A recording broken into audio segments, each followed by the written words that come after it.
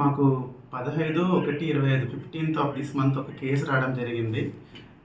Crime number 15/2025 under section 316, 318 and 318 of businesses and buds act banning of unregulated deposit scheme section 21, 1, 2, 3 ప్రకారం ఒక case register చేయడం జరిగింది. దాని ప్రకారం అఫెన్స్ గుంటూరులో చేయడం జరిగింది. దాని ప్రకారం కంప్లైనెంట్ రాజులపాలెం రమేష్ చెప్పడం ఏంటంటే, ఈ దాంట్లో ఉన్న నిందితుడు ఎవరైతే పామిడిపల్లి అనిల్ కుమార్ అనే అతను ప్రీవియస్గా అతను హైదరాబాద్లో సన్ ఫార్మా అనే దాంట్లో ఒక కెమికల్ కంపెనీలో పనిచేస్తుండేవాడు.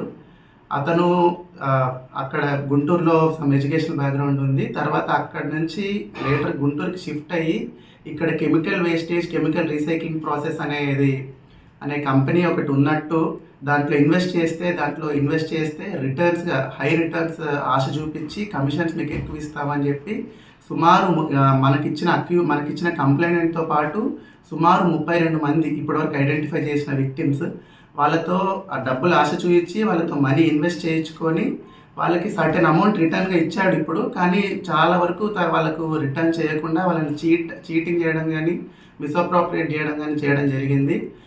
ఎక్కువ రిటర్న్స్ ఆశ చూపించి వాళ్ళని మోసం చేయడం జరిగింది. ఇప్పటి వరకు అతను ఓవరాల్గా 14 crores ఆఫ్ రూపీస్ వాళ్ళతో డబ్బులు తీసుకొని ఓన్లీ 8 crores వరకు మాత్రమే వాళ్ళకి ఇన్ రిటర్న్స్ ఇచ్చి సుమారు 5.5 crore వరకు, ఇంత హ్యూజ్ సమ్స్లో 5.5 crore వరకు వాళ్ళని చీట్ చేయడం జరిగింది.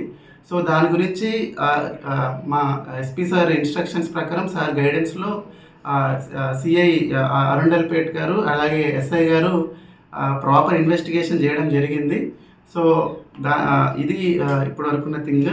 దాంట్లో ఉన్న అక్యూజ్ని మేము డీటెయిల్ ఇన్వెస్టిగేషన్ తర్వాత ఓవరాల్ ఈ ట్రాన్సాక్షన్స్ అన్నీ రికార్డెడ్ ప్రూఫ్స్తో తీసుకొని అతన్ని రిమాండ్ చేయడం జరుగుతుంది. సో ఇంకొకటి విషయం ఏంటంటే, అందరికీ పబ్లిక్కి చెప్పడం ఏంటంటే, ఇట్లాంటి హై రిటర్న్స్ ఆశ చూపించడం, మీకు ఏదో కమిషన్స్ ఇస్తామని, ఫ్రీగా మనీ ఇస్తామని మీకు ఆశ చూపించినప్పుడు ఇలాంటి వాళ్ళని అంత ఈజీగా నమ్మి మోసపోవద్దని చెప్పడం జరుగుతుంది. సో ఎప్పుడన్నా ఏదన్నా ప్రాపర్ ఇన్వెస్ట్మెంట్ ఛానల్స్లోనే పోవాలని, ఇట్లాంటి ఫేక్ ఇన్వెస్ట్మెంట్స్,